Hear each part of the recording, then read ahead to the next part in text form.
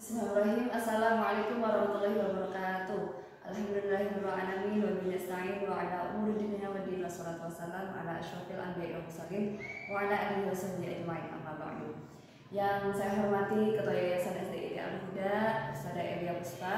Yang saya hormati Kepala Sekolah SDIT Al-Huda, Ustaz Rizky Saputra. Yang saya cintai orang tua saya, dan yang saya hormati guru-guru SDIT Al-Huda serta teman-teman seperjuangan. Di sini saya akan mempresentasikan hasil dari peta imajinasi saya yang berjudul bab presentasi. Sebelum kita melangkah lebih jauh tentang apa itu presentasi, kita harus tahu sejarahnya dulu. Jadi sejarah presentasi ini ada dari sejak 1500 sebelum Masehi, ya, yang dimana dulu itu berupa storytelling. Kemudian setelah itu kita harus mengetahui tujuan dari presentasi itu apa. Jadi tujuan dari presentasi itu adalah menyerap informasi, ya.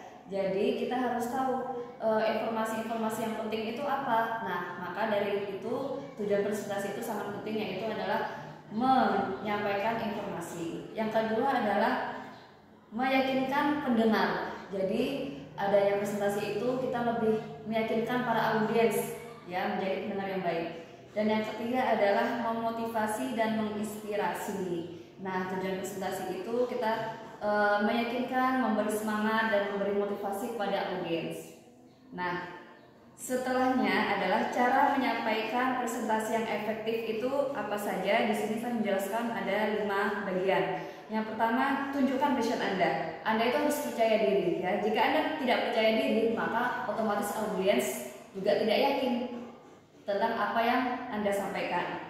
Yang kedua, memulai pembuka presentasi yang memukau. Jadi harus memukau. Yang pertama, karena itu sangat menentukan. Yang pertama itu harus memukau. Dan yang ketiga adalah sampaikan singkat dan lugas. Artinya tidak usah bertele-tele, ya, tidak usah berkepanjangan, harus singkat dan lugas. Yang keempat adalah bersifat rileks, ya, bersikap rileks. Maksudnya bersikap rileks itu artinya tidak mematung, tidak seperti patung di tengah, tapi bisa berjalan ke kanan, ke kiri, seperti itu. Dan yang terakhir adalah menggunakan teknologi, seperti misalnya sekarang zaman canggih menggunakan handheld remote, ya, yang di layar, jadi kita tinggal mencet. Selanjutnya adalah cara terpilih dan teruji kalimat pembuka. Yang pertama, membuka dengan pertanyaan. Jadi langsung membuka pertanyaan. Jadi itu membuat audiens itu tegang, takutnya saya tidak bisa menjawab. Nah, itu tidak bikin ngantuk. Yang kedua adalah membuat cerita, ya. Jadi membuka cerita singkat. Lebih baiknya itu cerita tentang kepribadian Anda sampai saat ini, cerita. Dan yang ketiga adalah callback, ya, cara membuka dengan berkomentar sebelum presentasi.